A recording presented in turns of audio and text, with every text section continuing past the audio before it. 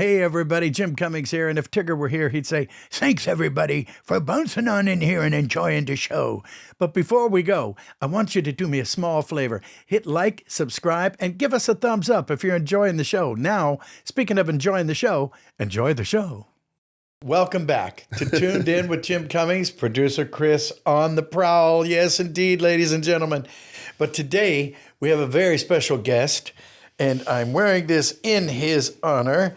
We have Darkwing Duck's dad. Did you say Darkwing Duck's dad? Yes, I did. AKA Thaddeus Rockwell, the one and only Tad Stones. Thank you, Jim. Happy to be here. Welcome. Thanks for being here. Great, yeah. Oh, good stuff, man. Well, we've been waiting on this episode, my shirt and I. and you know, I've been going to Comic-Cons, and as you have as well. And I've been prone to bringing a few of these and giving them away as prizes or selling them for, too much money. And signing them. And it's interesting because I was telling Chris earlier, we're at a point now, you and I, where we've got 3 generations of DW fans. Yeah. Because the dad will be there. The grandpa, at this point, he'll be our age. And then dad will be there. He'll be like 35.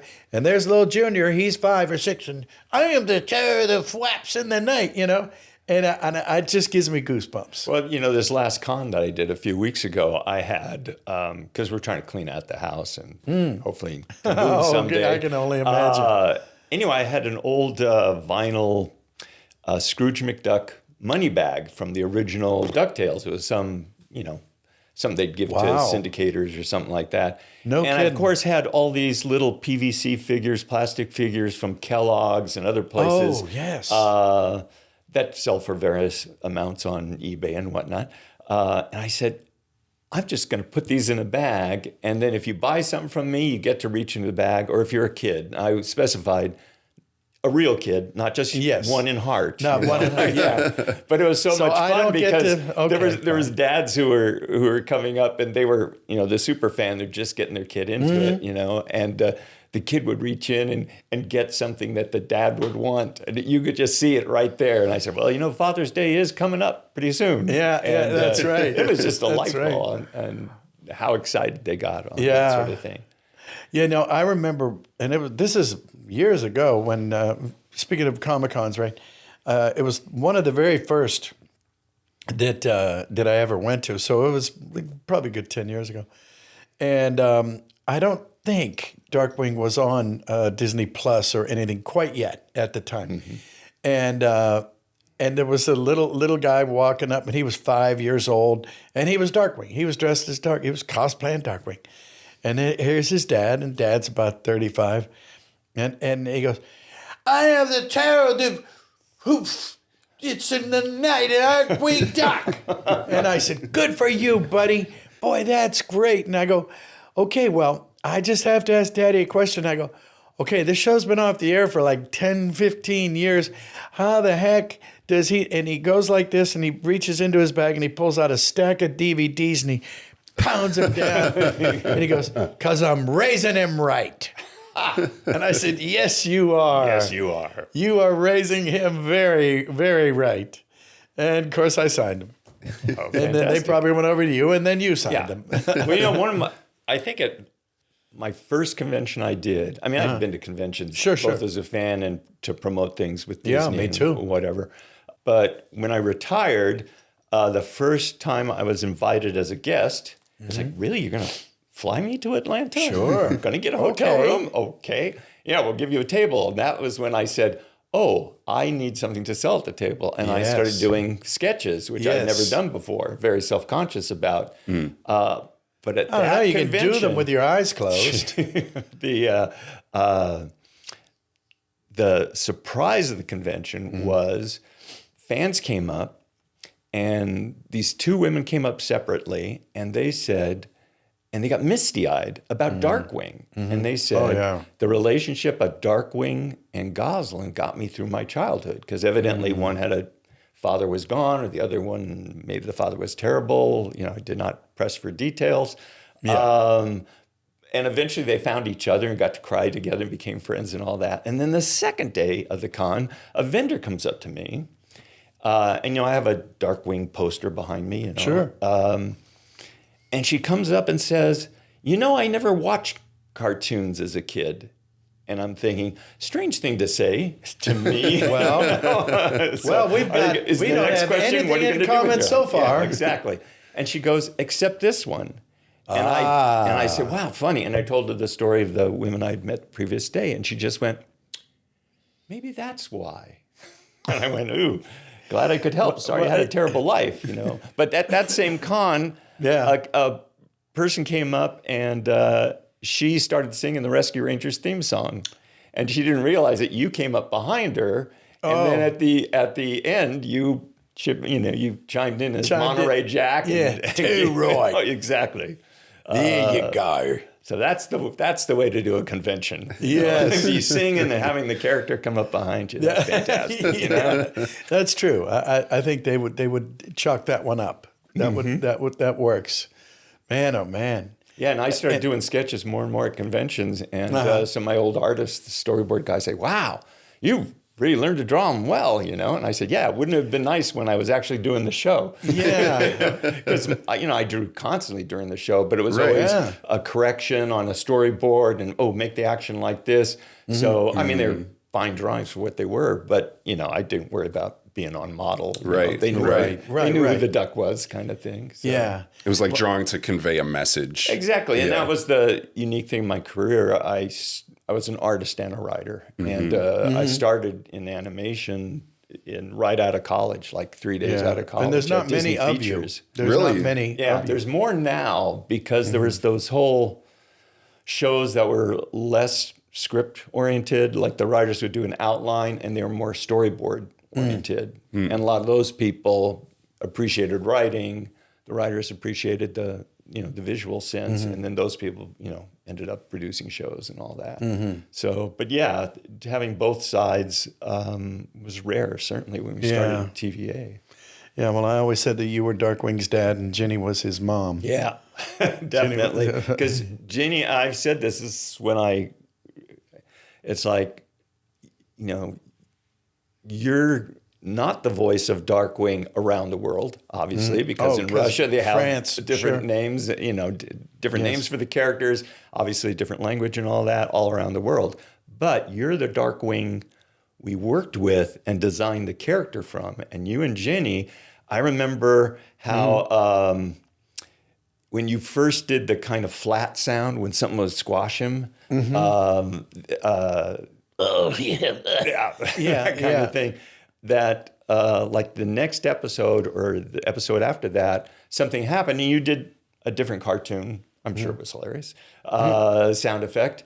And she said, no, do that flat thing. And, and you did. And that, and you going, yip, yip, yip, yip, yip. That's all that sort of thing she would feed back to you. We'd take those tapes. I'd play it for all the staff story editors and writers. So the character was being created in this echo chamber from you and Ginny and all the writers. And that was, so it didn't matter what language it ended up in, the actual character evolved that way. So, the mannerisms. Ginny on her interview with you said one thing that I can't believe it actually happened. She said that they did a pilot with Lorenzo Music.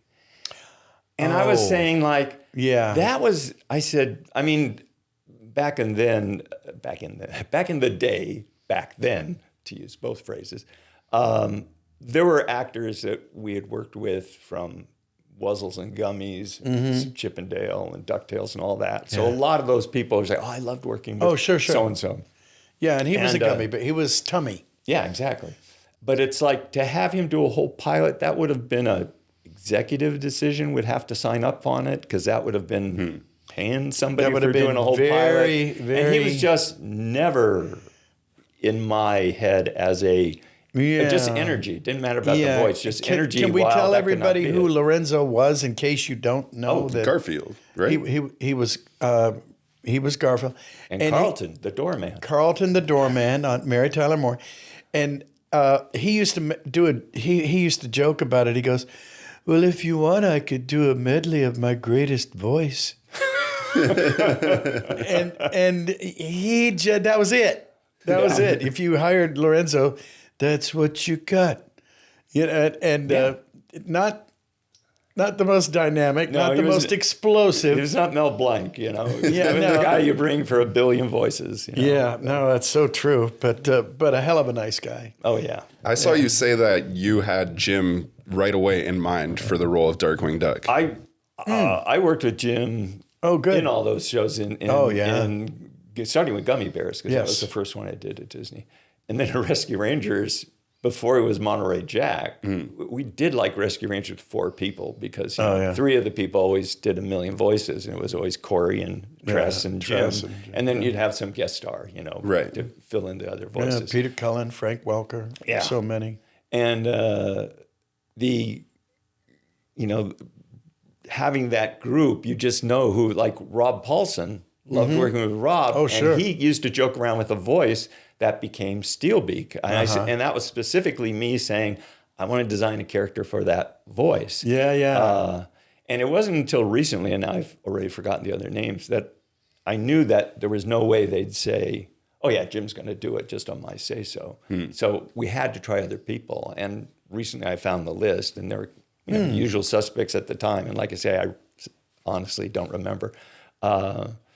But, basically you came in and wiped everything out of my mind because that's the voice in my head. You do all sorts of things. So that works. I'll take that. Yeah. Glad to hear that. Well, I always thought that one of the keys to Darkwing was the fact that he doesn't have any superpowers. Yeah. He's a duck. And not Howard, no relation, none of that, no Daffies, thank you. But he had a lot of gizmos. Oh, yes. And not as many as Gizmo Duck because he was, anyway. But I thought that was so cool because he was a cross between the Shadow and Batman. I think that's fair. Yeah. In there somewhere. And Batman had gizmos. Oh, yeah. He had cool gizmos. And notoriously, especially in the Silver Age, Batman was notorious for putting his face. Of comics, by the way. Yes, that's true. Yeah. He was notorious for putting his face on everything. Yes. It's like, can't you just throw the Shuriken or the... No, Shuriken? It's got to look like a bat. It's like, That's okay. right. That's right. We've got this cool car going... the hood is missing something. Like yes. Maybe a bat head, Because I grew up, again... with the long sedan or whatever it was, with a giant bat. The Batmobile had a big bat head on the front and one single fin bat wing in the back. Yeah.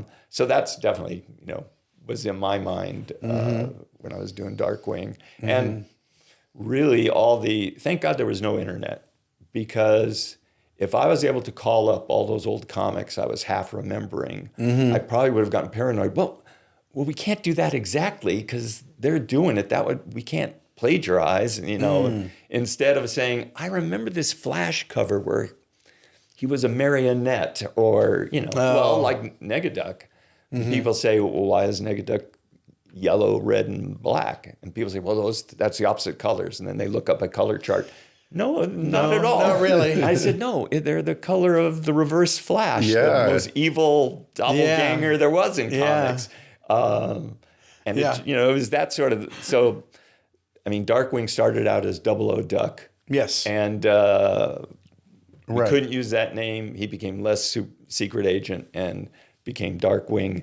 And that gave me permission. I kept the spy stuff we had developed because my feeling is that's who paid for the gizmos. I don't know that we ever said it in the show, but to me it would make sense that, hey, they hire this guy freelance, they pay a nice big fee, and they say, oh, you got to be able to get around town. So here's a motorcycle. Yeah. Can we have this face on it? Here's a motorcycle. Yeah. Can I have a duck bill on it? Well, So, I just really leaned Quack. into silver. Yeah, exactly. Thunderquack. And the Rat Catcher. And there was going to be the Wave Shredder, too, which is why St. Canard has water around it, which would have been his boat. Oh. I don't think we ever got around to that, did we? We never wrote a boat story. Yeah. It came down to, you know, so. Which is it? But after all, he's a duck, so why would he have? Oh, never mind. That's true. Yeah. Well, that was the thing about his never origin. mind. People said, well, you know, my answer to why didn't you do an origin story of Darkwing Duck? And I said, au contraire, we did like 6 of them, you know, parodying different, you know, and fans will say, no, he became Darkwing because he went to high school with Megavolt. I said, no, that's just the story you like. So that's why you think it's canon, because there is no canon in Darkwing, you know. It's like no matter how DC Comics changes Batman lore and updates it, right. somehow Alan Moore's Killing Joke is always part of the you know, the background. It's just whether Barbara Gordon is in a wheelchair or not, you know. Have you been catching wind of this Darkwing reboot that they're talking about? Oh yeah, technically I am a consultant. Is that so? One would think. Well, it was funny because early on fans, you know, hit the social network saying, well, Tad Stones is a consultant, so of course it's going to be perfect. You know, that's right. Tad Stones won't let them do anything wrong. And I finally had to tell everybody. According to the Bible. I had to tell everybody the definition of a consultant is somebody you pay to give advice that you don't have to listen to. So it's like, yeah. And I've seen very little of it. I mean, it's going. It's you know, I'm not sure exactly at what stage it's at, but I saw early outline, early treatment, which they've now drastically changed. As I understand. Well, I know we did a while ago. Did a I don't know what it was. But like a sizzle reel no, it was a full blown Darkwing show and fully animated, and it was not dissimilar to the Batman's Return, where he was older. He was 30 years older, and he had a beard. He had the old man beard, and I don't know where it's going to go or what it's going to do. No, in fact, I don't even. Am I still going to be Darkwing? I have no idea. I know I don't either. I'm on the record because I saw a little animated clip when I said the silhouette is great, and I said you know, hearing Jim's voice, that sells it. And, you know, it was like, that's when I got, things are still changing. Who knows how it's going to be? Because that was more than a year ago. Right. Yeah, that's right. And that was obviously a thing that you spent way too much money on this little piece because there's no way you can afford that in the series. I'm sure I should be saying none of this. Too late. Anyway, to me, it's weird. It used to be that a cartoon character was his design and his voice. So if you're going to replace Donald Duck, he had to sound exactly like Ducky Nash, and that's how Tony got and Selmo got the job. But then there's kind of a feeling where, no, this is more like if you were doing a live action reboot, you can't, you know, cast the same actor if it's supposed to be a young person and that original actor is now 40. And it's like, well, we need a new young person. And some of that sensibility is, I'm not talking Disney, I'm talking the whole animation industry. And to me, it's like, well, you go back to the source material, whatever it was. Sometimes it's a comic or something like that. And, you know, be true to that. That's what made the thing unique. And when they did the Chippendale Rescue Rangers movie, I thought the guys did a great job as the voices, but it was built into the concept that the voices we're used to were things that they put on. They were doing animated character voices, you know, that speeded up thing.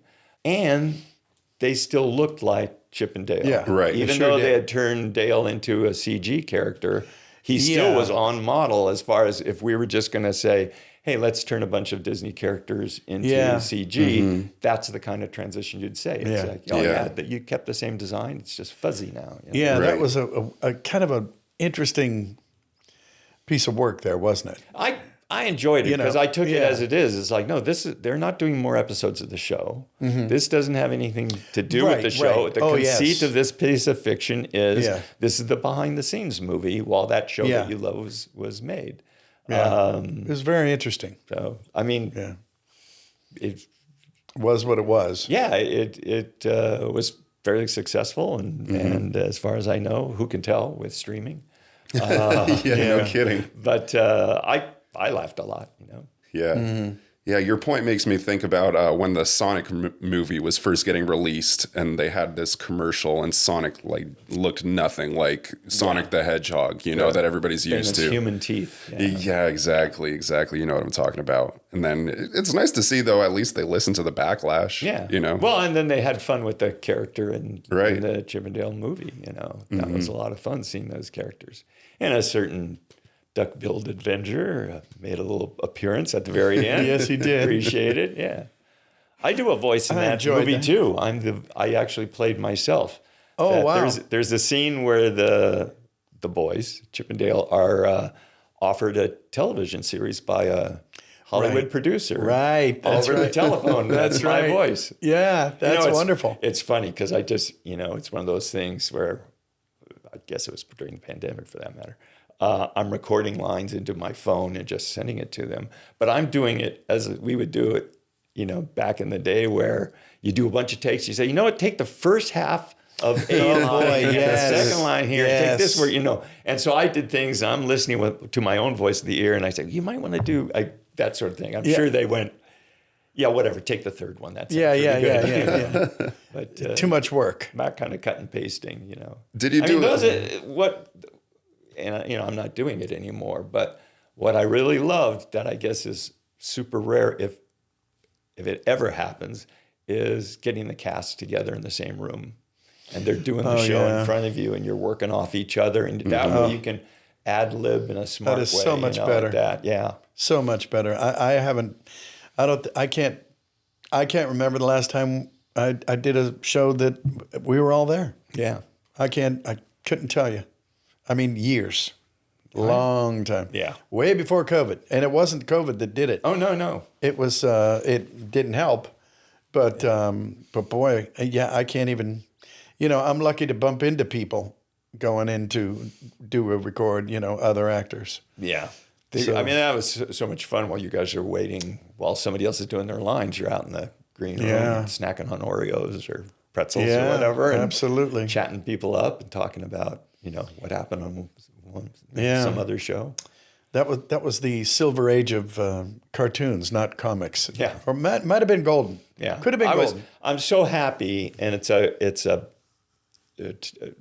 bad transfer, but there was one time I took a video camera into the rehearsal, because Jeannie would do, although she got to the point where we always recorded them, but we did a full rehearsal, just going through the script, everybody in the room, and then, especially this one, this was the two-parter, Just Us, Justice Ducks. Mm-hmm. So we had all the heroes and all the villains, that's right. The key guys in the room, and I got video footage of it, which a friend transferred digitally, and we put it up on the internet. So if you search YouTube, that's like the other than,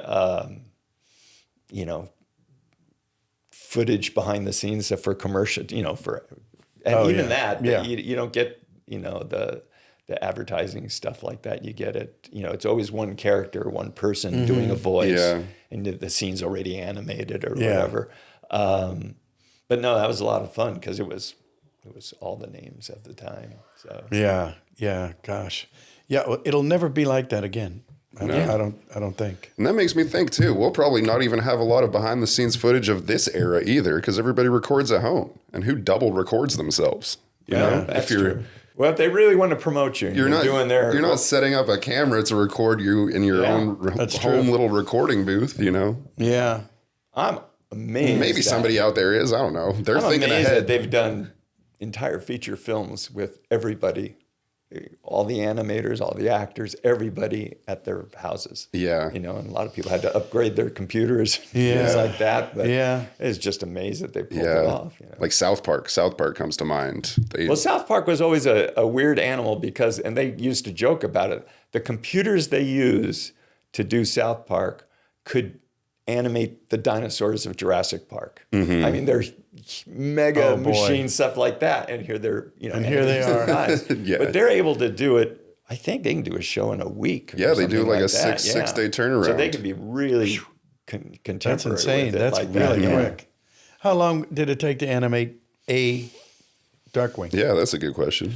I think we'd send it off and it'd be, I want to say 9 months. Yeah. Dang. Yeah. To come back literally from overseas. Yeah, and that was back when we shipped things physically. Right. That's you right. Literally That's packed up right. stuff in boxes. Yeah, it wasn't like we did lose a show of Chip and Dale somewhere out there. Really? And my impression is something happened to the ship.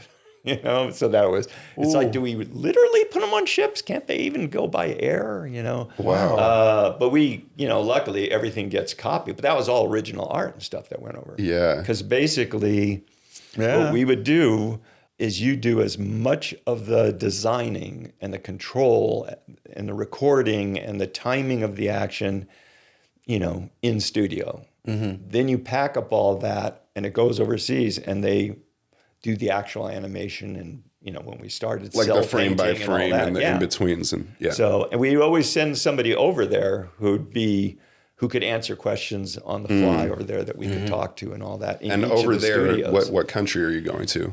Countries. Korea was in there, wasn't it? Korea, and Disney actually had a studio in Tokyo. Wasn't the and one then in Australia? It's like,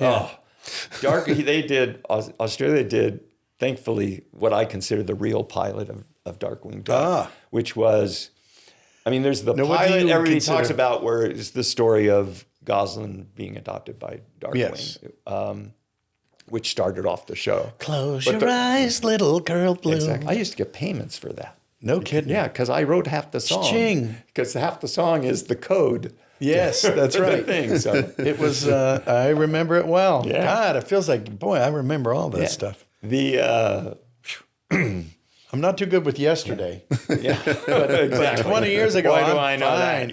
Yeah. Anyway, where did it just went out of my mind? It came back. What were we talking Back from Korea, back from Australia.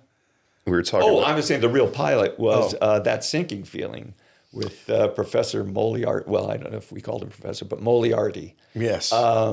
Yes. And I had to write a script. That's it. We had talked Darkwing. We had drawn Darkwing. We had designed things. But now it was like, I have to put what's in my head into your head, meaning all my story editors and all that. So you have to write the original script. So that script actually had Honker was a little more active, how he would use his brain to calculate angles and stuff like that. Muddlefoot's scion of the Muddlefoot family. But all of that first episode went to the Australian studio, which was very small, but they really knew classic Disney, classic Warner's animation. Did beautiful work. We got a pencil test back of that, full pencil test, which is you never see. Wow. And it was hilarious. I showed it to the crew, and everybody was laughing so loud and all that a secretary came in and said, basically our boss, what's going on in here? And, and it's like, you guys have to keep it down, because the boss was next door. It's one of those things like, this is a really good thing to be happening, No, it's okay that we like it. It would be better if you came in and laughed along. And who was the boss back then? That was Gary Kreisel. Gary Kreisel. Basically. I knew you were going to say that. He built the animation division because he had taken Disney records from just like a nothing children's thing and started turning out hit records. And because he got guys like Willie O and Philio, Will Ryan and Phil Barron, doing Going Quackers, and then they'd come along. Exactly. And they would put things together. They did a Michael Jackson reading E.T. or some sort of E.T. album. So it was, they really turned it into this money-making thing. So when Eisner and Katzenberg came in, they tapped him to watch over television and ultimately to just concentrate on animation. And I always say that they loved Gary because he treated Disney money like it was his own. It's like, how much does this cost? That's good. It was a tight-fisted ship that we were working on. Yes, that's right. We turned out some of the most I never got a raise. Stuff. Yeah. Yes, I see where you're going with this. But we were working at breakneck speeds. When I went and visited the guys doing the DuckTales reboot in 2017, one of the writers said, so how big was your writer's room? I went, writer's room? Somebody would walk into my office and say, hey, what if Chip and Dale had an alien doppelganger or something like that? And we'd talk about it back and forth, and write that up. That was the writer's room. That was the writer's room. Somebody else would into come your in office. with, what if Darkwing became a sponge for an episode? Oh, well, could he fight the Liquidator? Does that make sense? Yeah. Talk through that sort of thing and then go write that up. Right. So the idea that and plus they had season-long arcs and things like that. The idea that you could get a writing group together ahead of time and plan things out. There were things that we did that Twin Peaks was a hilarious episode. Obviously, having fun with Twin Peaks. Twin Peaks. I was going to say, if ever, hopefully some of you out there remember that. Well, it was a reference. They did it was a big seasons one. Or whatever. I remember it was pitched by Jan Stranad as a writer, and I said, okay, but it has to work with somebody who has never seen Twin Peaks, because that makes obviously sense. the kids were not staying up. And that's true. Probably if they were, they weren't watching Twin Peaks. That's true. Anyway, he took a shot at it, and I said, no, it had too many throwaway lines, not that this would make sense to anybody who hasn't seen the show, but like the log lady, there'd be a log reference or something like that, or cherry pie. And it's like shot over their heads, it wasn't so, it was just like, well, that was weird, but it wouldn't be funny. It wouldn't be a callback to anything. And I had to take over that script because I realized it would be unfair to him, because the dividing line of what would work and not is in my head. And I didn't want to put him through that exercise. So I took that over. But then one of my story editors, Kevin Hops again, was not a Twin Peaks viewer. And he just loved the tone of that script that we had done with Darkwing. It was so crazy. And we got excited. We said, we should do more like that. Other shows. Other shows that we could have fun with. And we were all excited about that. But nobody ended up pitching those stories. So it wasn't like I had a writer's room to give out commands. I had talented people. My point was, let the talented people be talented. Don't make them do everything my way. And you had to go, our schedule was so tight, you had to go with the stories that were pitched to you. And we had great stories, Obviously people loved the show. I think but so. But it was like, now looking back, it's like, oh yeah, why didn't we do more of that, or find another show to have fun hindsight, with? right? Yeah, exactly. We could have done within the Disney afternoon, we could have done a Tailspin episode or something like that, where recast our guys as those characters or something. Oh, there you go. But we were just like, when's the script due? The answer's always the same. Friday. Except for this Friday. Two scripts. What time is it here? Yeah. So. Oh man. Well, a lot of pressure. Yeah, but it was so much in those early days of the Disney afternoon. The thing that was so rare about it was Buena Vista Distribution is who put out the cartoon. That's a Disney company. We did not have to take notes from them. And they pretty much, once we sold Michael Eisner and Jeffrey Katzenberg on whatever series we're doing, they had to take it. So that's true. So in other words, I wasn't getting network if the notes. boss likes it. Yeah. So we had an in-house person that we would pitch premises to, a couple people. And who was that? There was Bruce Cranston was higher up. Yeah. That was Greg's boss. But the great thing that worked out is Greg Wiseman, who later did Gargoyles. Sure. Greg was assigned to our show, and he was fairly new. And the great thing about it is Greg had been an editor at DC Comics. I didn't know had that. actually written, uncredited some issues of Captain Atom. So anyway, he knew every reference and could say, hey, did you think of, whatever. And then he was super passionate, and very knowledgeable, obviously a great writer. But he once said to me something that I know that Gary would never have allowed. He said, Tad, this is your show. My job is to be objective and give you notes. Whether you take the notes or not, that's up to you. And it's like, I just bit my lip because it's like, never repeat that outside of this room. Yeah. We're going to go with it. Don't let, On the other hand, Greg Greg was so passionate about things that he would just wear us down. And, the idea was always, it wasn't wrong. The note was always based on something. It was just different. Yeah, so you might do it, execute it in a little different way, but, he was an asset, when it came to that. But we didn't, it wasn't until, basically, the Darkwing was not canceled per se. Everybody says, well, why did you cancel such and such? Back then, the business... That's an ugly word. Yes. The business plan was you only need 65 episodes. That's right. For syndication because it stretches out 13 weeks, right? 13 weeks of 5 episodes, Monday through Friday.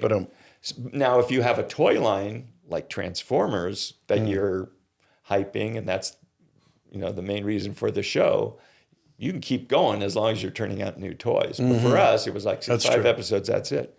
That's right. Why didn't they adopt the toy model with Darkwing? Well, they put out some toys. They just didn't. It was a weird thing. Yeah, it's like he's not an action toy, and he's not a little kiddie toy. Well, McDonald's they did think. Exactly. I mean, McDonald's did toys of, Rescue Rangers, Darkwing, all the Disney Afternoon stuff. Yeah. And they designed a second line. It just, I don't know what the numbers were, but evidently they weren't big enough that... Business decision. Exactly. Yeah. And that goes for the show, too. I always quote Lily Tomlin, who one of her characters who was an agent. She said, line has always stuck with me. And that's, nobody calls it show art. So when you hear about a decision being made, that's what's going on. Yeah. But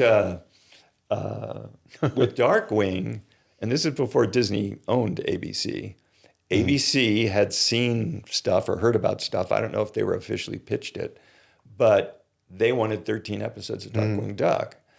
And that must have made you feel great. It did, but what was really great about it was, and later on they wouldn't have made this kind of deal, they felt like we can't have episodes on ABC and in syndication because all the syndicators will be irritated. Ooh. So we have to do 13 more episodes. So they had to be separate, right? Yeah, so what they did, but we showed them episodes, but we showed them in, I don't know how many, whether it was groups of 5 or whatever. They might see some footage, or they'd see storyboards, or they would just see a script. And they had to choose. They couldn't give notes, but they have to choose. If they passed on something, and this was the gambling part that was fun. If they passed on something, they would never see that again. So it wasn't like, we're not sure about this one. And then the next group is a bunch of dogs and they say, we want that one back. Nope, you're not getting it. So who knows what was going through What was up with that? It just made sense that otherwise you could not give ABC 13 of the absolute best episodes, the best animated, the funniest, in their minds anyway. That had the syndication had to have the full-on Darkwing of, the humor, the animation, and all of that. So that's how it was handled, which turned out great. When fans try to put things in the correct order, I just shrug. I say, it's impossible. There's the production. If you go by production numbers, production numbers are given when something is approved to premise. That doesn't mean that's going to be the next in line written. It's like, you got 4 or 5 story editors and they're juggling and they're doing juggling. You've got all these scripts going on at the same time. And then you take the ABC episodes out and when they air. Now, recently a Disney executive reached out to me and I thought this was super nice. He said, we have the chance to reorder the shows on Disney Plus. So we're looking at you for the correct order. I said the same thing I just said, which is there is no order. However, it makes sense. With the exception of the origin. So to speak. Yeah, exactly, the meeting Goslin. Yeah. But I said, it makes sense that before you have a team up of villains, you introduce the villains ahead of time. Negaduck famously appeared when he was hit by a ray by the electrical villain Megavolt, and he was split into a good guy, a Posiduck, and a Negaduck. At the end, and we were worried, like, well, can Jim do the voices? That's 3 voices he has to do with the same character. Will that work? how will overseas handle it? And sometimes, because they're looking at drawings of the character, it looks exactly the same. Yeah, you know, how right. often is that going to get mixed up? And it turned out to be doable. And at the end of it, I said, I love the character of Negaduck. Jim did a great job on it. Let's do more stories of Negaduck. And the writers were going like, well, so he gets hit by the ray every time and splits into two. I said, no, he's there now. I don't want to see Posiduck. Nobody likes Posiduck. Yeah, right. It's just right. Negaduck. And they said, and this was my philosophy, again, from the Silver Age of comics, when there was kind of continuity. They said, how do we explain how he comes back? And my answer was, you don't. And you just do episodes. It's really funny. That's true. Several shows in, someone had a story about the Negaverse, and fans think, oh, that's the real origin. Yeah. It's like, okay, fine, that makes sense. And, sure. and you can do fan fiction of how when Darkwing was originally split, that character was an echo of another dimension. You can come up with any story you want. That's part of the fun. And then you get to be like truly creative. Yeah, and I think that's like, you know what they say, like thinking like a child, you know, it's like a child would never think like, oh, this doesn't make sense because it's not in, or how did this happen? It's just like sheer entertainment. It's like, this is what's happening and who cares why? Yeah. And in comics, again, when I was, comics every once in a while, they renumber everything, start with an issue number 1. And mostly it's because number 1 issues sell more, they make more money. But there is also a feeling like, wait, these high numbers can put people off, saying like, oh, do I have to catch up? And it's like, I got my first comics in a barber shop, and you just pick, who's this Superman guy? Oh, this Jimmy's his best friend, because it says right there, Superman's pal. Superman's pal. And you put the pieces together, and then I remember the first Marvel comics I bought. I was on vacation and walked into a general store next to this campground we are at. And there were these comics with boxes in the corner. And I bought this one that was Iron Man versus the Melter. And it was a guy in a golden suit, the clunky suit with his arm being melted. And Tales to Astonish, where Giant Man was first introduced. And I'm reading that, and evidently he used to be Ant-Man, and now he can grow 12 feet tall.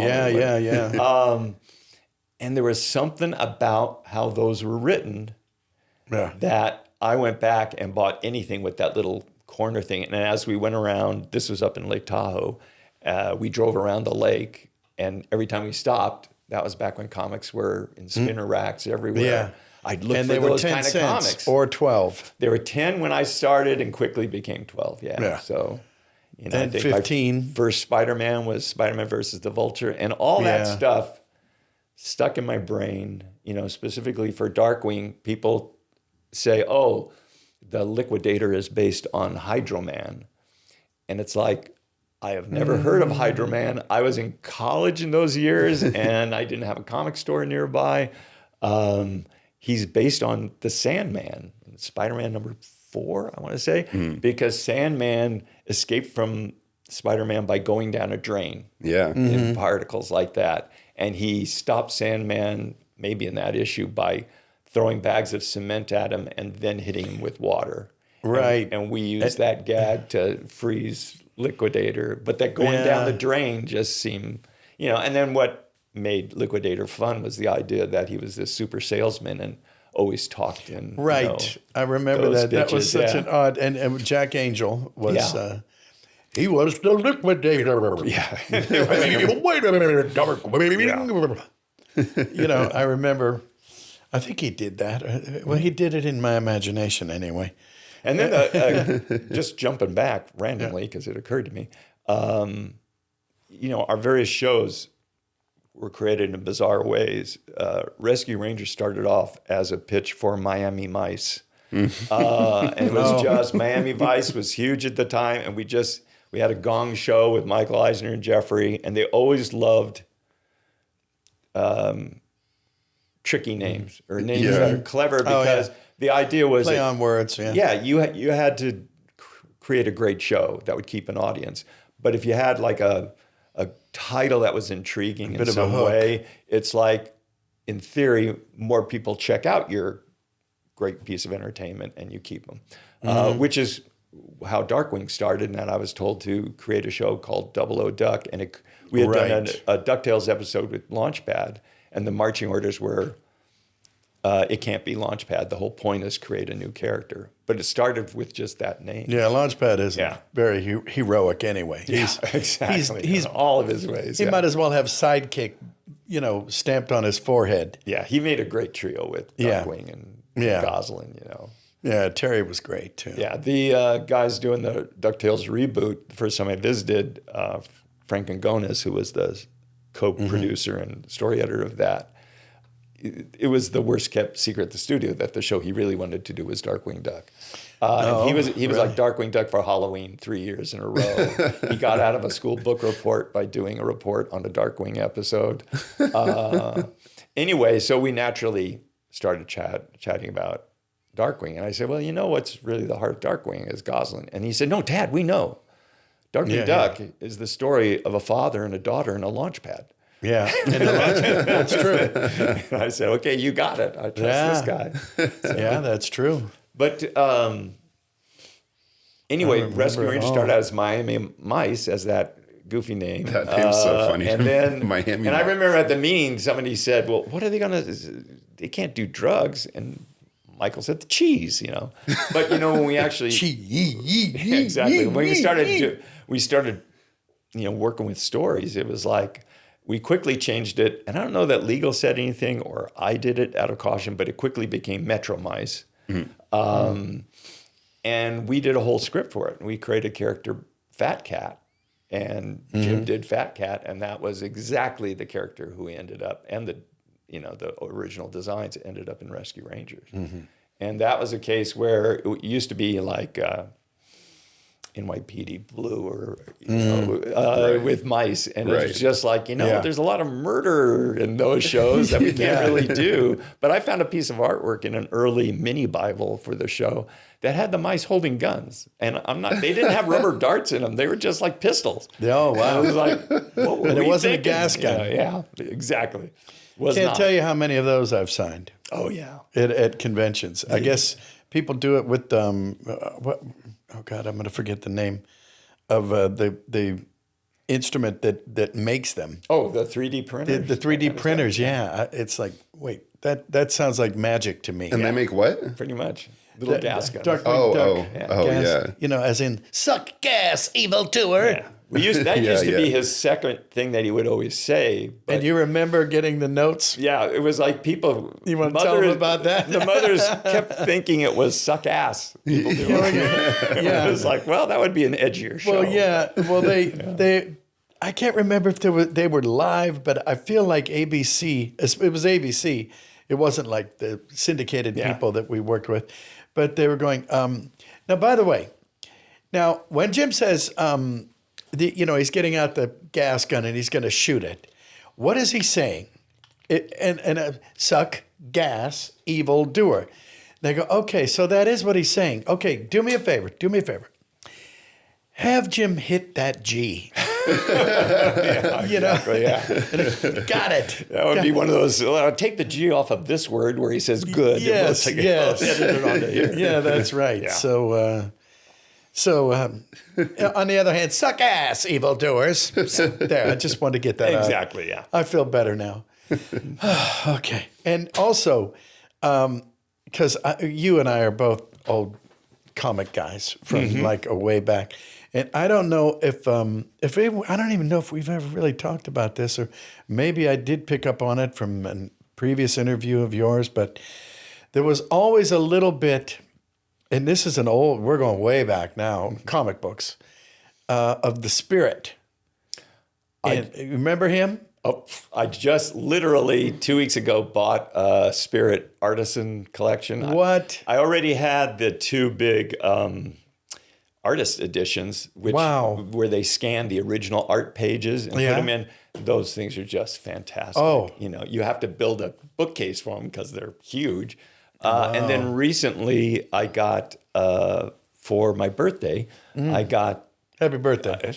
That was a month ago, but fine. Okay. I will accept it. But it's like my kids gave me, my grandkids basically, gave me a certificate at Amazon. It's always like, especially when we're trying to clear things out, it's like, oh, what do I buy for this get some much? more And then stuff. there was two things I bought. One was a book that was either misplaced or I've had things stolen out of offices before. And this one, the Frank and Ollie Illusion of Life, the original edition of that. Whoa. And I went to turn for it one day and I'm going, it's not here. And I went upstairs to my daughter and it's like, do you have this? And check with the kids, did you ever borrow this? And it was just gone. So it has my eyes in it, and basically my eyes and nose. And when they took a bunch of pictures of us to illustrate the relationship of expressions, and they got like 6 of us just really screwing up our faces and gurning. I was just going to say. And I said, I should have a copy of that. It's not like I'm going to study animation all over again, but I should have that. And eventually, you guys are going to inherit it, but you'll know what page to look me up on. But the other thing I bought to round out the gift certificate was this artisan edition of Spirit, which is the same thing, just not full size. Because back in the day, comics were done double size. I mean, which are giant pages, and then they shrank down, and now they've shrunk a little more. I didn't know that. Milt Caniff, who did. They weren't always like the little. No, I'm saying the original art was. Oh, big, I gotcha. I see. Yeah, and Milt Caniff was famous for his brushwork on Terry and the Pirates and Steve Canyon. Yeah. And basically, he had to work that big. Jack Kirby used to work that big. And then, it was, reproduction got better and all that. And basically, the artists can turn out more work if they're not literally using more ink and whatever on larger pages. But yeah, I always thought Darkwing should have more spirit. In fact, Dan Kibblesmith is the writer currently doing the Darkwing Duck series that I did covers for. And I brought that up with him. I said, because there's a tendency to limit the number of panels per page. It's like, Spirit would often have basically 8 panels in a page of all different shapes and sizes. And it wasn't always about the Spirit. It was about a side character or something. Yeah. And I just love that that kind of storytelling. Oh, God, yeah. I would love to see too. more Spirit in Darkwing. Yeah. Well, I used to collect all those comics, and I've told this story before because it just makes me so sad. Mom, God love you, but I remember coming back home after I'd left home for years as an adult, and I only bought comics. I didn't get rid of comics. I bought comics. Yeah. Then I had the traditional white box, the one. Oh, yeah. And I just went upstairs to the attic one year, and I'm looking around, and I said, Mom, little bit of an emergency here. I can't find any of my old comic books. That first one with the Thing was on it, and Sue Storm, and the Invisible Girl, and Mr. Fantastic. And then, of course, there's that one with the guy, he's swinging along on a spider web. Amazing. What was it? Amazing Fantasy, yeah. Amazing Fantasy. And then there was a guy in a sort of a leaden costume looking kind of like Iron Man. And literally every number one it's all the ones you're thinking of. Yeah. All the, and she goes, oh, don't worry, hon. I took it down to church, and we gave it away. And I said, really? No kidding. Oh, darn. I was going to sell them and buy you a house. So, Did she ever believe you on that? Or was it to her saying, she's just making up a story? Well, she thought I was making a mountain out of a molehill. And I was making a mountain out of a mountain range. Yeah. I was minimizing it for the love of my mother. And it was like, okay, let me just get this out of me.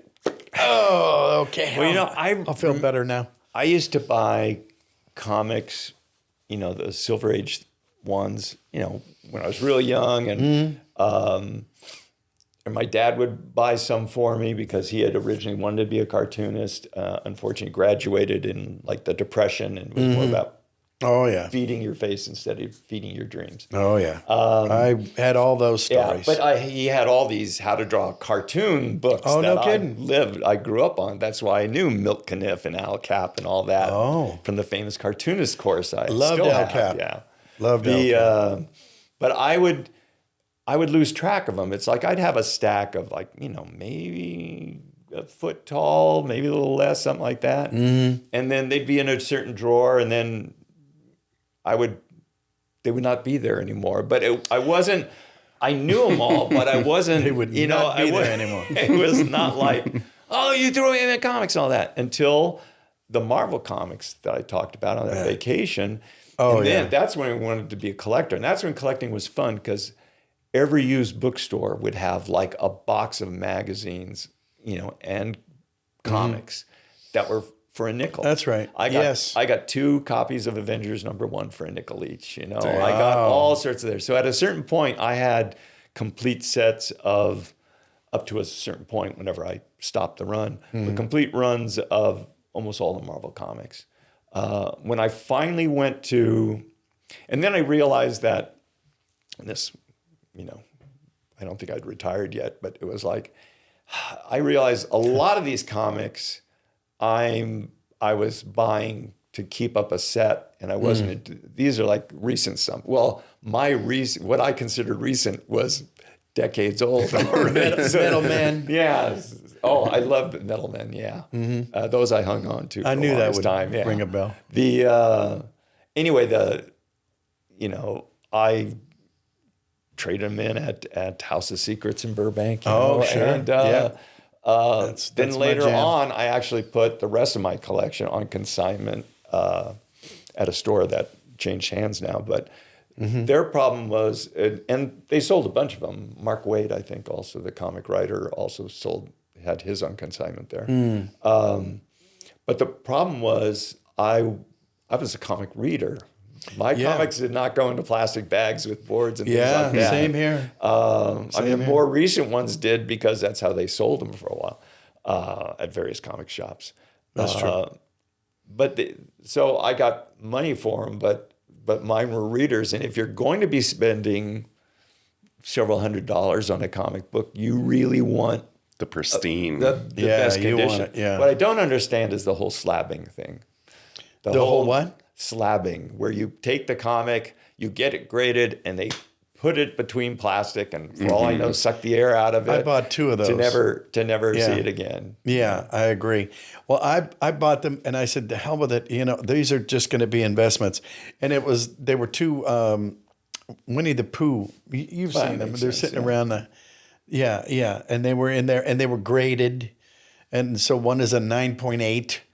And one's a 9.4, and I went, okay. And in my mind, they're investments. Well, yeah, exactly. And plus, because I can't read them. Yeah. So I know the guy who does the voice. You should have him sign that's right. him. Yeah. Increase the value a little bit. Yeah, and I can't, because they're embedded in this, You've signed the cover. That's it. That's true. Yeah. We haven't talked about Aladdin yet. Dad, before you go, yes, honey. Yeah. Do you want to say I love you? Can you sign this for me? Yeah. No, don't put my name. Yeah. That's always a dead giveaway. No name. Yeah. Although that has changed. I used to do, people would find my address online or, whatever. Yeah. And then I'd get mail and, can you do a sketch of this? Can you do an autograph of this? And I knew there was. What do you do with that? I used to, again, this is during the pandemic, and I realized, there's some people just struggling for ways to get by. And it's like, I'll literally sign something and do a real quick sketch. I'm not going to do something gorgeous or something I would sell at a con, but do a little sketch and sign it and do that. But then things opened up again, and I realized, you get this letter like, oh, Mr. Stones, I'm so, Big impressed fan. with your career and all that. I'm working with these 7 young ladies, never named, never think like that, how she's raising them right or whatever. And this would mean so much to them. And I'm going, no. Yeah. Little girl is going to care about my quote career. Yeah. And you don't have to put their name. Yeah. Actually, though, here's the big difference, because I post online that I don't do that anymore. I have a little slip of paper that I just put in that says I don't do this anymore, because it instantly shows on eBay. And somebody says, that's why I always personalize mine. I said, check eBay. That doesn't matter anymore. All these to Grace, to Alex, to Jimmy. Interesting. You know, all that. It's just Boris. like, you know. So I, you know, when it comes, I won't even say what I might sign, because I don't want another flood. But I can tell that they all come at once. I went, oh, somebody had a convention in New Hampshire, it looks like. You know, and people will join autograph clubs. Wow. And it's, you know, and they're saying, yeah, will you join the club? And I guess here's a list of addresses, and people who say they're, you know, I got something back. Well, that means something more is going. So you just had to cut that out. It's a bad idea. Yeah. And now, as we get older and you go to conventions, you know, that can be part of your, you know, that's part of how you're getting by. You sign things, you take pictures and whatever. And I sell drawings. Yeah. You know, that's... Why not? Yeah. Because you can. Yeah. And if people, it's like, oh, I'm not even sure you're supposed to send money, you know, through the mail. But if you do that, it's like, well, you know, sorry. What I'll do is just put the money back in the self-addressed stamped envelope and send it back to them. But I never get money, but if I did, I would keep it. And I get, teach them a lesson. And when some people write and then they don't do a self-addressed stamped envelope, it's like, well, that's an easy bin. That boggles my mind. Would you send me a 5x6 poster, you know, of Darkwing? Yeah, let me do that for you. Literally this morning, before I came here, dropped off some mail, and one of them was from a fan. Really impressed with your career. It means so much. I love the Disney afternoon. And he had little index cards that said, great actor, you know, Tad Stones down at the bottom. So in case you can't read the signature, I guess. Then at the end of this, saying, I love the shows and all that, says, what was it like doing voices for the Disney afternoon? It's like, oh yeah, you really researched me a lot. What was it like doing a medley of your voice? Yeah. Well, you should hear me try Winnie the Pooh. Yes. So. And he was never on the Disney afternoon. That's true. Winnie the Pooh is one of those landmark shows with Carl Gears and all that on TV that I remember, because he often went over budget in the first season. And I remember Gary Kreisel, again, the man who was typing the money, saying, oh, it's a good thing it's success, because he would have been in real trouble, because they put that on. The story I heard, and this is before the Disney Channel was the huge, they were still finding what they were supposed to do, you know. They put Winnie the Pooh on, I think, Sunday mornings. It was like the lowest rated part of the channel. Yeah. Just because it was early in the mornings on the weekends, you know. Yeah. And I guess they were thinking Saturday morning type stuff, and we don't want to compete with Saturday mornings, so do that. And it became their top. You know, that show just suddenly became this mega hit. I didn't even know that. And that was, you know, just top to bottom, the quality and love that was put in that show. It was very well done. Yeah. Really, really well done. That it was impressive. I took they got a pencil test on that one too, and I took it over to features, and they were saying, wow, this looks pretty good. Yeah, I will never remember the ratio, but they said, I remember talking about how great it looked. You could turn the sound down and go, look at this. I mean, it was not, you were not mistaking it for Huckleberry Hound. You know, because they moved and they were very fluid, and I don't remember the ratio, but there was X amount of, what would it be, drawings per minute. Well, it's like as opposed to, you know, flashcards. Yeah, I mean, it's basically it's 24 frames a second, and you can, but even in feature films, for certain actions, or if there's a camera move, we'd call it putting on ones, meaning you need a different, per frame. Every frame needs a different picture because it's just a technical thing. If the camera is panning with the background, the character is moving too fast, it'll strobe. But generally, all those Disney features were done on twos, meaning every 2 frames there'd be a drawing.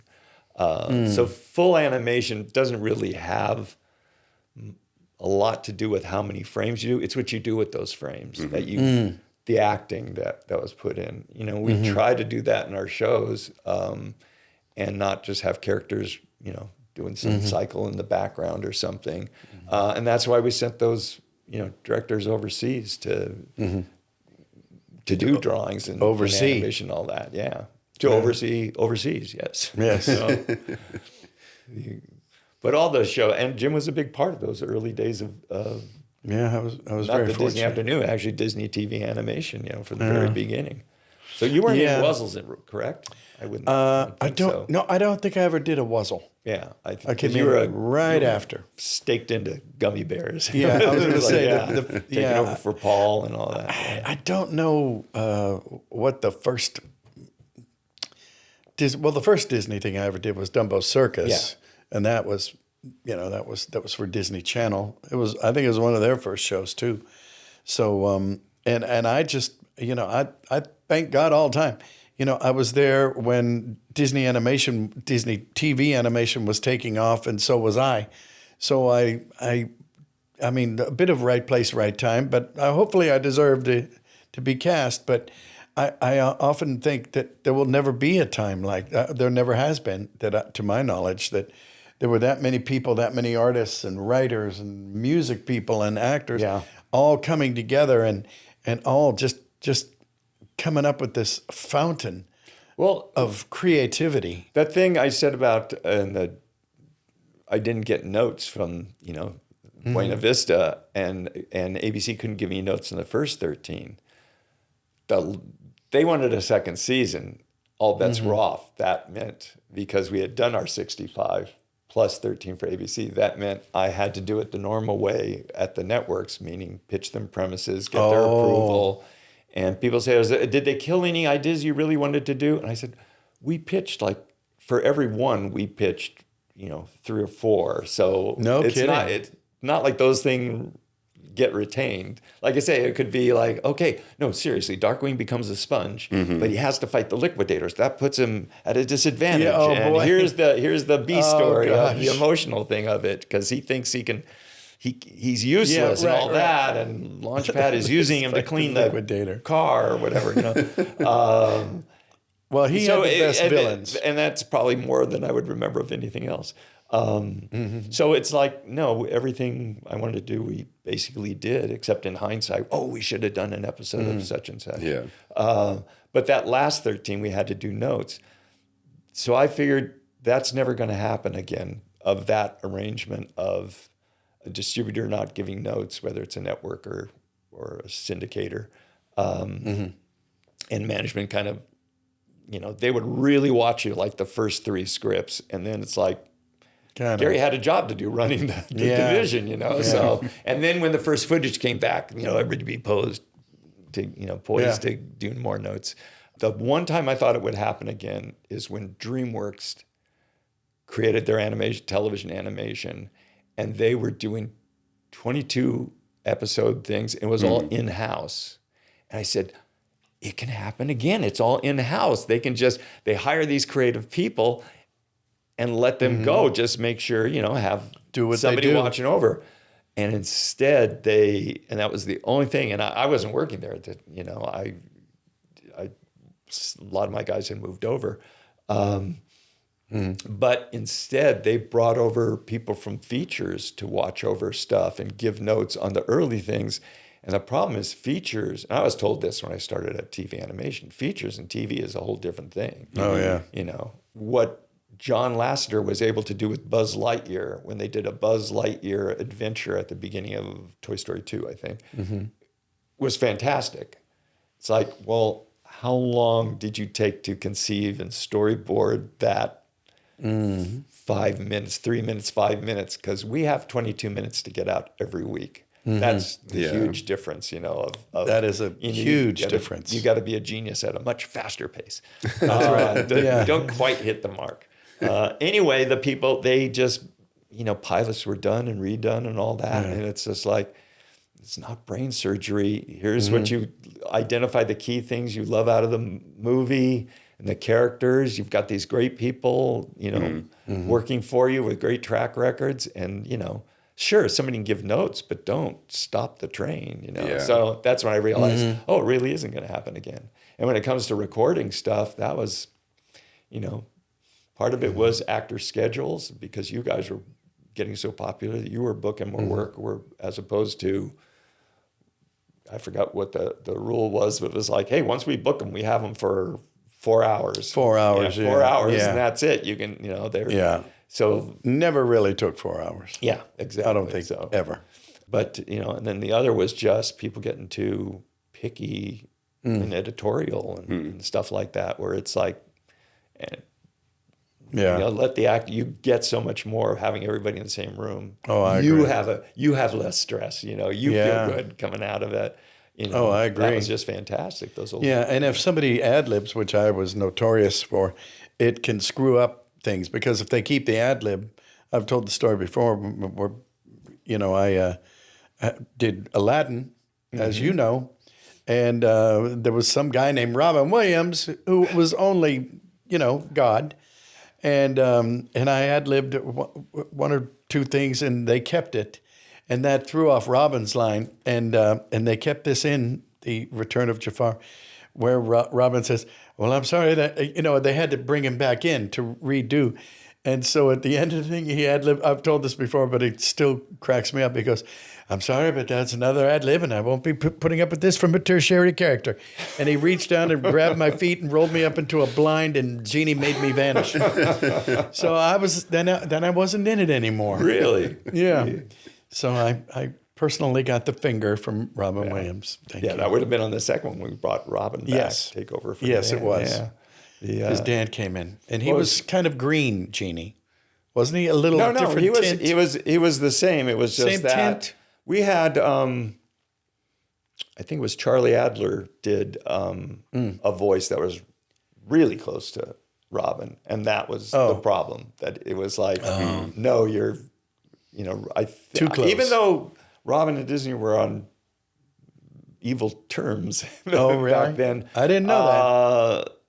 He still had a say of who got the thing, or maybe they were just still trying to patch things up with him. So Charlie was totally out, and Dan was just. Dan had a fantastic improv background and was just super funny and absolutely came up with a very warm type of Genie that was worked great for the show. Yeah. It was like when we did Patrick Warburton in Buzz Lightyear.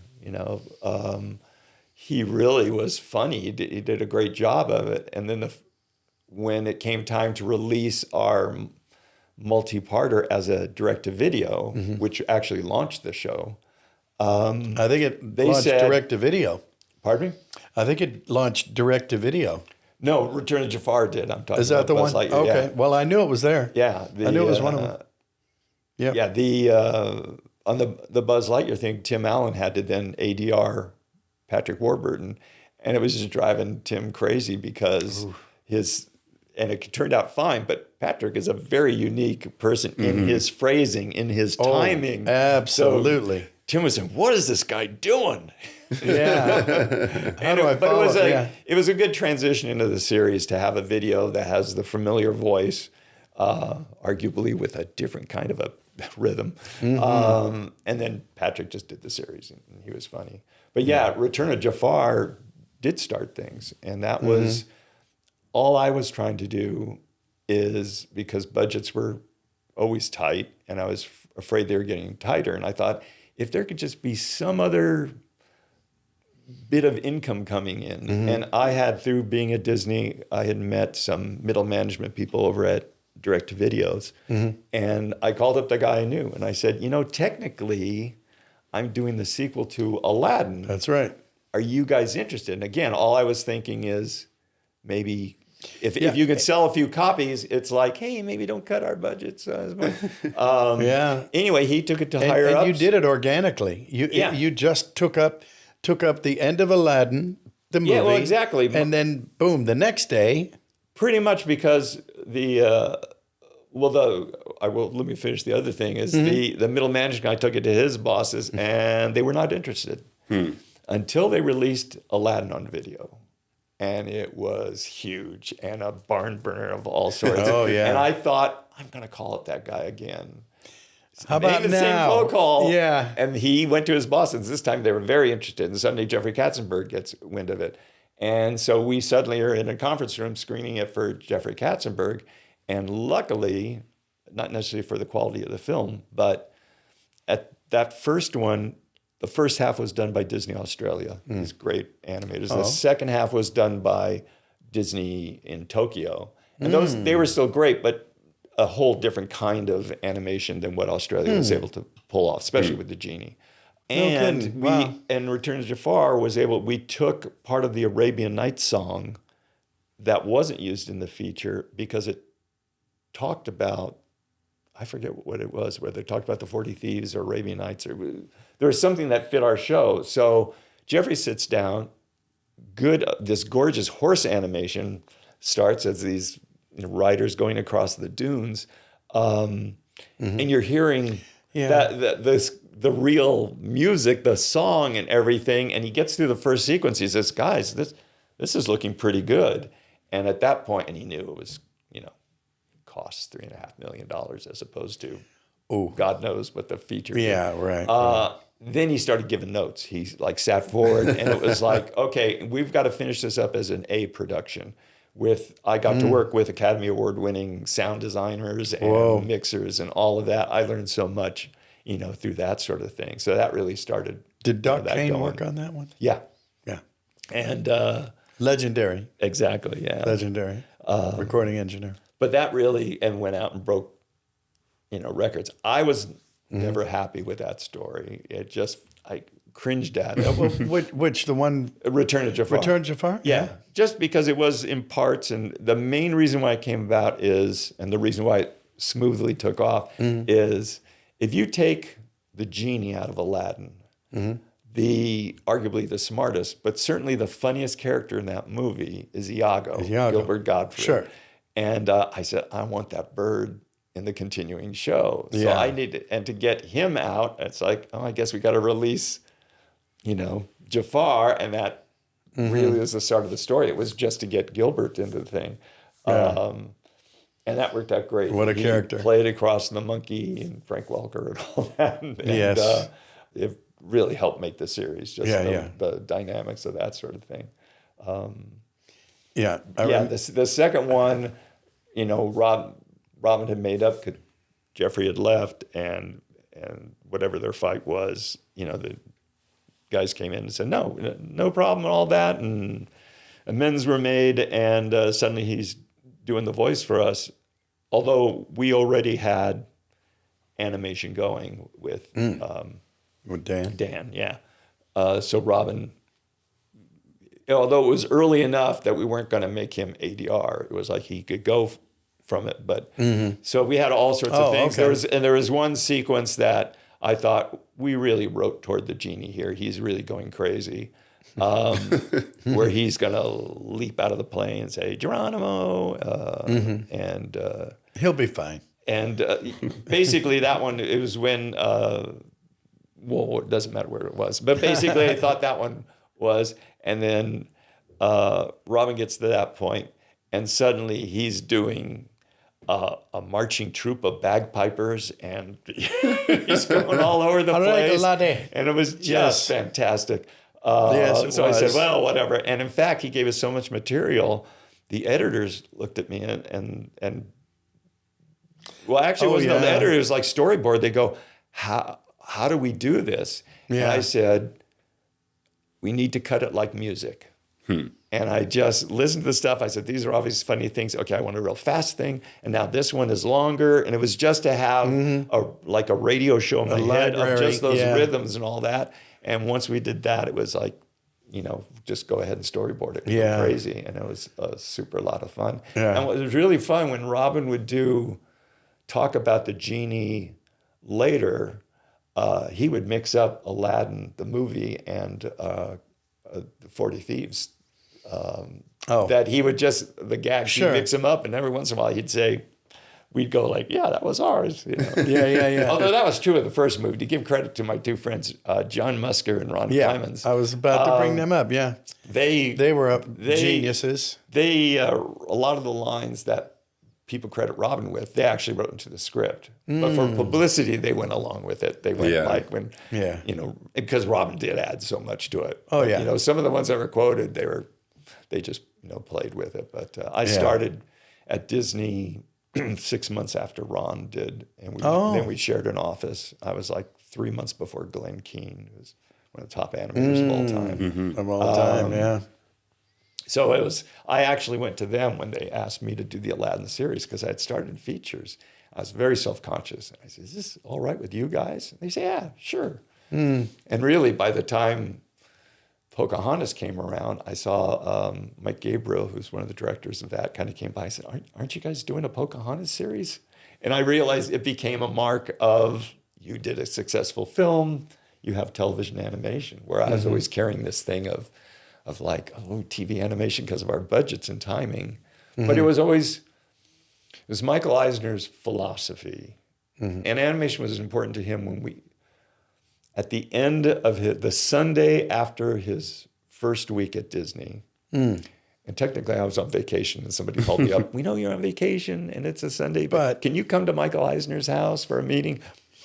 And all I know is what I'm reading in the papers about, I'm not going to say no to this. And it was this very small group of people, and I had stuff from previous things that I could show of Mickey Mouse projects. He said, these are great, but Mickey, we cannot do Mickey unless we know we can do him 100% right. And his feeling was, Disney is top name in animation.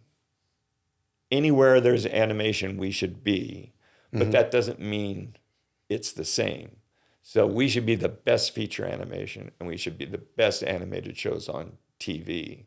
But they didn't expect TV animation to look like feature animation. Right. Interesting. Because one costs $250 million. I think I can see that. And it's frames per second and all of that. It's just really just, again, when I started, it was, like, for my education, it was fun. We were still editing at the very beginning with Gummy Bears. Third season is the one I did. But they were still editing on film. You couldn't do the kind of tricks where, hey, take out 3 frames here and then 2 frames here. Reverse these orders, because you were literally cutting a piece of film, gluing it together. And then some poor negative cutter down the lane there's only one negative would have to do those same kind of things. Ooh. And at Horta, over at the old B&B studio, there was this, what was that machine, if you can remember it?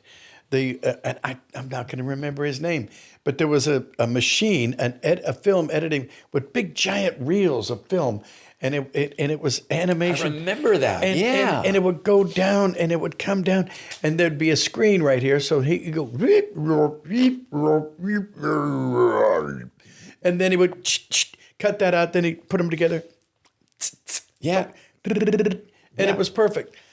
Yeah, once we got to digital, you could try out things and say, reverse this and all that. And this was hands-on. That was, exactly. So I got to have a little of that. I learned something from Tom Rosica, was head of production at TVA first started. And I sat in on a Gummy Bears mix that he was doing. And it was if not a whale-sized creature coming up a river.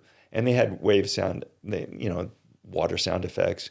And Tom said, hey, do you have any of those wave sounds from that earlier part in the reel?